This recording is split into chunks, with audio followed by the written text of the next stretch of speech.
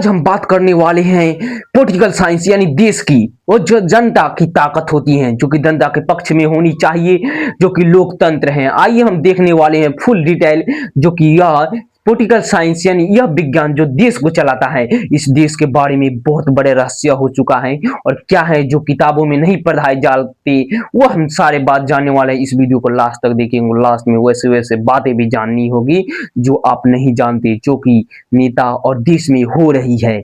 तो आइए और देखते हैं इसे। अगर आप किसी भी क्लास में हैं तो आपके लिए बेहतर होगा और कंपटीशन के लिए और बेहतर। तो आइए स्टार्ट करते हैं हम।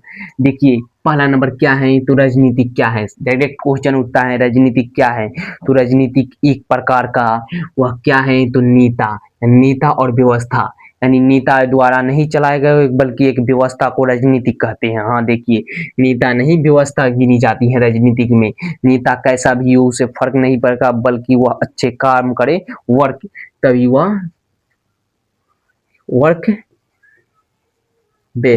बेस्ट होना चाहिए। वो कोई भी काम करे वो उसके लिए बेस्ट होना चाहिए, उससे ही आगे नहीं और सारे फर्क पड़ते हैं। देखिए जो कि यह नेता और राजनीति क्या है। राजनीतिक वह तंत्र है जो देश को चलाता है, वह है जो कि नेता एक गलती से और देश भी बिगड़ सकता है, ये राजनीतिक होती है। इस राजनीति को समझिए, राजनीतिक का अर्थ क्या होता है आगे बताएंगे, लास्ट तक कहें नहीं, जुड़िएगा जरूर। देखिए संविधान क्या है, तो संविधान क्या है, तो संविधान क्या है, संविधान देश का सबसे बड़ा कानून होता है। संविधान का लिखने वाले कौन थे, तो संविधान को लिखने वाले B.R. अम्बेडकर थे, जो कि 2 साल 11 महीना और 18 दिन बनने में यह समय लगा था लिखने में, और क्या वह लिखे थे और वही मतलब अध्यक्ष भी कहे जाते हैं। देखिए यह संविधान मतलब डायरेक्ट होता है, ये एक सबसे बड़ा कानून है जो देश को संचालित करता है और चलाता है। एक बार सोच कर देखिए, क्या संविधान नहीं होता तो क्या होता, अगर आप जहां पर हैं वहां पर होते या नहीं होते, आप सोच को तो देखिए। संविधान एक भगवान के समान है। तो आइए देखते हैं आगे। देखिए जो संविधान है वह क्या है, तो संविधान कब बना था, कब तैयार हो चुका था और कब लागू हुआ था। देखिए वह 1946 से बनने का शुरू हुआ और 2 साल 11 महीना 18 दिन लगने के बाद वह क्या 1949 में, यानी यहाँ पर क्या 3 शब्द डायरेक्ट दिख रहा है लेकिन 3 साल नहीं, यहाँ 1946 में 1949 में इसे बताया गया कि हाँ तैयार हो चुका है संविधान। वह संविधान तो इतने में तैयार हुआ वह, लेकिन वह 1950 में लागू हुआ। तो डायरेक्ट ऐसे याद कर लीजिए, संविधान बनना शुरू हुआ था तो 1946 में, लेकिन तैयार कब हुआ था तो 1949 में। वही पूरा तैयार होने के बाद देश में लागू कब हुआ था, तो देश में लागू हुआ था 1950 में, जो कि 26 जनवरी 1950 कहे जाते हैं, जिस दिन हम गणतंत्र दिवस मनाते हैं। आइए देखते हैं आगे।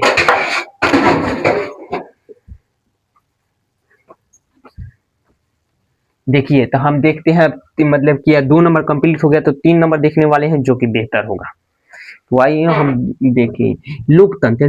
लोकतंत्र होता क्या है, राजतंत्र देखिए, लोकतंत्र देखिए, तानाशाही देखिए।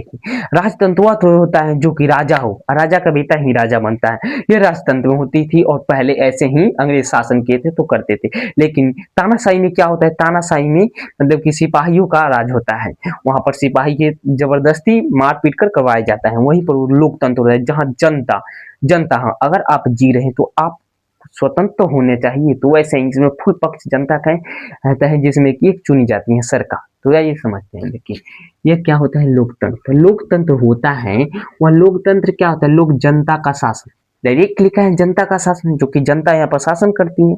जनता कितने भी बड़ी पार्टी हो, कितने भी अच्छे पार्टी हो, अगर जनता चाह दे कि उसे गिराना है तो गिर जाएगी, और कैसा भी पार्टी हो उसे उठाना जाए तो उठ जाएगी। लेकिन जनता अब समझदार हो चुकी है, इसीलिए हर पार्टी को सतर्क और समझदार बनना होगा और सही काम करना होगा, तभी वह उठेगा और जीतेगा भी, क्योंकि जनता अब जागरूक की ओर बढ़ रही है।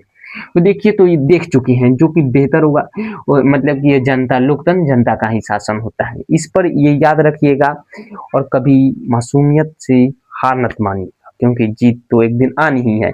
क्योंकि जीत कहने से यानी हार कभी कहकर आती है, वैसे ही जीत कभी कहकर नहीं आएगी।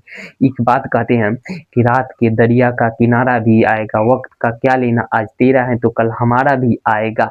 जिंदगी में एक दिन अच्छा आया था, पूछना था दोबारा कब आएगा। हाँ, ये सही बात है और इसी के लिए मोटिवेट रहिए और मोटिवेशन कितना दे देखिए खुद के लिए अगर कर रही हैं कुछ तो करते जाइए। आप डिमोटिवेट हो सकते हैं, आप रुक सकते हैं, थम सकते हैं, बहुत कम मेहनत कर सकते हैं, लेकिन वहीं आप खुद के लिए ही अमीर बनना है, खुद के लिए नौकरी लेनी है, खुद के लिए करना है, तो आप कितना भी मेहनत कीजिएगा कम ही होगा। लेकिन वहीं दूसरों के लिए करना शुरू कीजिए, माता जी के लिए, पिताजी के लिए करना शुरू कीजिए, परिवार के लिए करना, मुझे जिंदगी में कुछ करना है उनको लिए, तो आपकी खून खौलने लगेगी और आप इतना मेहनत कीजिएगा को एक बार सोच कर देखिएगा उस माँ ने कितनी संघर्ष की है आपके लिए और उस पिता ने कितने ताने सुने हैं आपके लिए। तो एक बार ये सोचिए और आगे बढ़िएगा जरूर। और देखिए आगे बढ़ते रहिए, सोचिएगा जरूर एक बार 2 मिनट समय निकाल कर।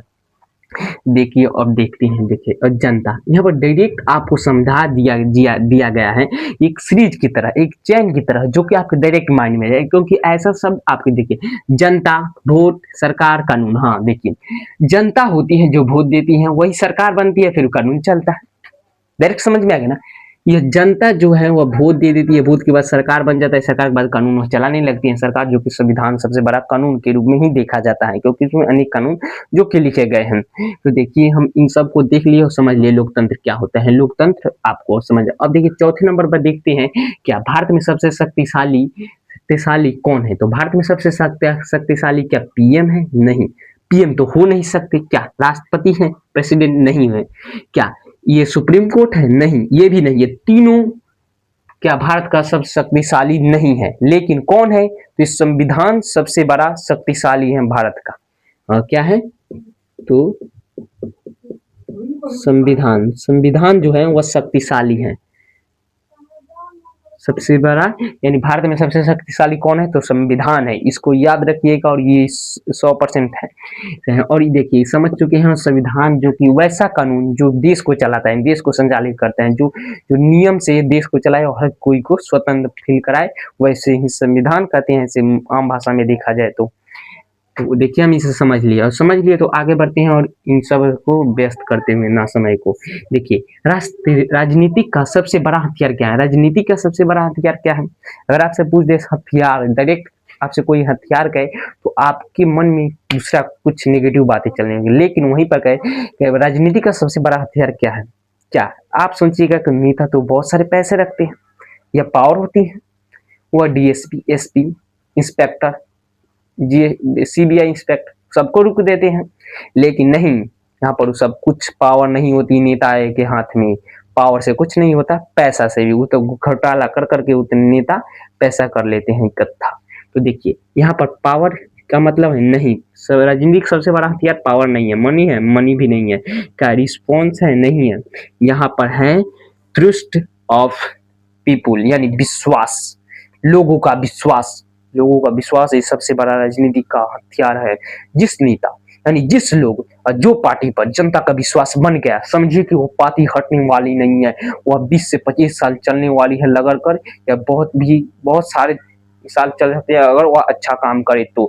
और अपडेट होते रहे, ये नहीं कि आज जैसा रोड बना रहे कल भी वैसा रोड बनाए, तो बिल्कुल वह अपडेट कर देगी जनता। इसीलिए सोच समझ कर और जमाने के साथ चलने पार्टी तो जरूर विश्वास के लिए है। तो ये समझ राजनीति की तरह ही आपका जीवन है, जो कि जीवन को कभी हार मत मानिएगा, आपसे निवेदन है। और इस वीडियो को लाइक भी कर दीजिएगा नहीं किए हैं तो, और सब्सक्राइब कर दीजिए, दोस्तों में भी शेयर कीजिए। और कैसा वीडियो चाहिए और आप किस पार्टी को सपोर्ट करते हैं ये कमेंट बॉक्स में जरूर लिखिएगा। और आपको कैसा लगा ये वीडियो ये भी लिखिएगा, और पार्टी का नाम लिखिए जरूर। अगर आपको कानून बदले का हक दिया जाए तो आप क्या करते, कौन सा कानून में चेंज करते या क्या करते, जरूर बताइएगा। जय हिंद, मिलते हैं अगले क्लास में।